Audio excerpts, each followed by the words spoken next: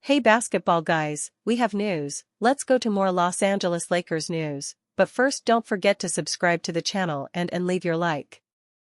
After the Lakers signed Luka Doncic in a spectacular deal, any other big deal could be made for Rob Pelinka, and Lakers sources are saying that they will go after Kevin Durant to get 3 high-level stars and cause panic in the rival teams in the West. But to bring Durant, it will be necessary to give up Austin Reaves, who is a favorite of the Warriors fans. Reaves is a great player, but if he is traded for Durant, the Lakers will still have Luka Doncic, who is young, and after LeBron James retires, it will open up a lot of cap space and will be able to sign several high-level players to help Doncic in the future. The Lakers will pursue Kevin Durant in the summer and try to trade him for Austin Reaves. Kevin Durant may be nearing the end of his tenure with the Phoenix Suns. This summer, if Durant is put on the trade block, several teams are expected to show interest, starting with the Lakers. The Los Angeles Lakers will reportedly seek a trade for Kevin Durant this offseason, Hoops Wire wrote. Durant, 36, is one of the NBA's best scorers and also one of its most talented as a 2-time champion, former MVP, and 15-time All-Star. With averages of 27.3 points, 6.0 rebounds, and 4.2 assists per game on 53.2% shooting this season, Kevin Durant is one of the best players in the league right now, and his longevity is impressive. Currently, Durant is on the Suns and he was happy there. However, reports indicate that he has lost trust in the team over his recent involvement in trade rumors. Now, a Durant trade is more than viable in the offseason, and it could launch a massive bidding war. The Lakers arguably have the most to gain from adding Durant. At 36, Durant has a very narrow title window, and the Lakers are one of the few teams aligned with his timeline. They may not have enough assets to acquire Durant, but if the Lakers are willing to give up Austin Reaves, it could be enough to get a conversation started. Lakers need to play veteran backup more after All-Star break. Coming out of the trade deadline and entering the All-Star break, the Los Angeles Lakers are in an excellent position. The team is finally healthy and Luka Doncic is playing himself into form, right in time for the Lakers to go on a run before the postseason. At the same time, it will take some time for JJ Redick to figure some things out. Making a massive change like Anthony Davis for Doncic in the middle of the season when teams barely have any time to practice is difficult. It was made even more difficult when the Lakers had to rescind the Mark Williams trade with the Hornets. The frontcourt rotation is highly questionable. Jackson Hayes and Alex Len are the only traditional centers on the roster, and their playoff viability is a big question mark. Therefore, Redick will have to rely on a ton of small ball lineups. The Lakers need to perfect these units in time for the playoffs, and one Laker will play a crucial role there. Jared Vanderbilt must play as many minutes as he can handle after the All-Star break. Jared Vanderbilt, having returned from injury and suited up for 9 games already, is going to be key to the Lakers' success. As they are currently constructed, the Lakers are low on defensive versatility. Vanderbilt is arguably their best and most versatile defender, as he has the ability to guard multiple positions and play different schemes. He also has the size, length, and athleticism combination that is rare on the Lakers roster.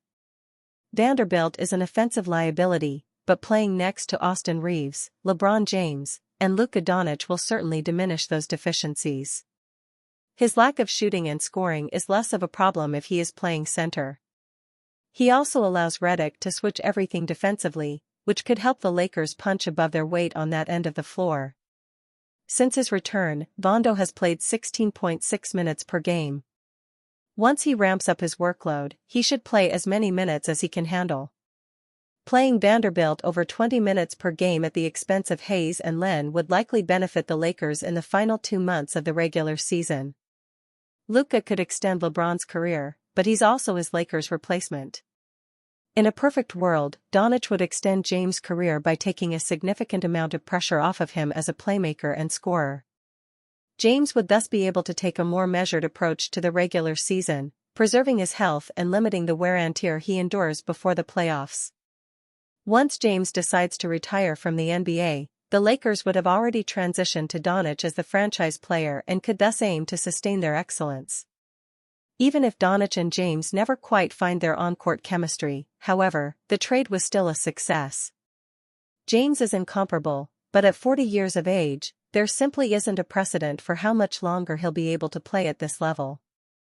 Doncic, meanwhile, is 25 and already a 5-time All-NBA first-team honoree who led the Dallas Mavericks to the NBA Finals as recently as 2024. By trading for Doncic, the Lakers immediately made him the franchise player and top priority for all roster decisions. It's hard not to be excited by what he and James could accomplish as teammates, but the vision for Doncic ranges far beyond the current season. The idea in Los Angeles is that the franchise has found its superstar of the present and future, ideally thriving for the better part of the next decade. As such, for as valid as the concerns are about how these ball-dominant playmakers and shot creators will coexist, they do nothing to impact the quality of the trade. The worst-case scenario from that perspective is that styles clash and Los Angeles moves on from James, thus more hastily prioritizing Doncic than expected. It's a cruel element of the business of the NBA, but for as unfathomable as it is to say, developing chemistry between Doncic and James would be more of an added bonus than an actual priority for the future. The bigger picture is that the Lakers have unfathomably found one of the few players equipped to replace James, and, one way or another, that's exactly what they plan for him to do. The Los Angeles Lakers are entering the All-Star break in a great position, sitting in 5th place in the Western Conference with a 32-20 record. With Luka Doncic finally getting back on the court, the Lakers have a shot at clinching home court advantage in the playoffs as they are only 3 games behind the number 2 seed, the Memphis Grizzlies. In order to do that, however, JJ Redick needs to make some tough decisions. The Lakers made the blockbuster Doncic deal before the deadline, and while that was a no-brainer move for the Lakers, it created new problems that Redick needs to solve. While these problems can be hard to solve during the season, having Doncic and James on the same team can be the best way to solve any issue. Lakers need to reduce Dalton Connect's minutes before the postseason. One thing Redick seriously needs to consider is reducing rookie Dalton Connect's minutes. The sharpshooter is admittedly going through a difficult time after he thought he was traded to the Charlotte Hornets in the Mark Williams deal. After the trade was rescinded, Connect returned to Los Angeles and played against the Jazz before the All-Star break. Seeing Connect back in a Lakers uniform was good, but the team may be better off limiting his minutes as we get closer to the postseason. The talented rookie is a good shooter but does little else. Plus, even as a shooter, he is not among the league's elite.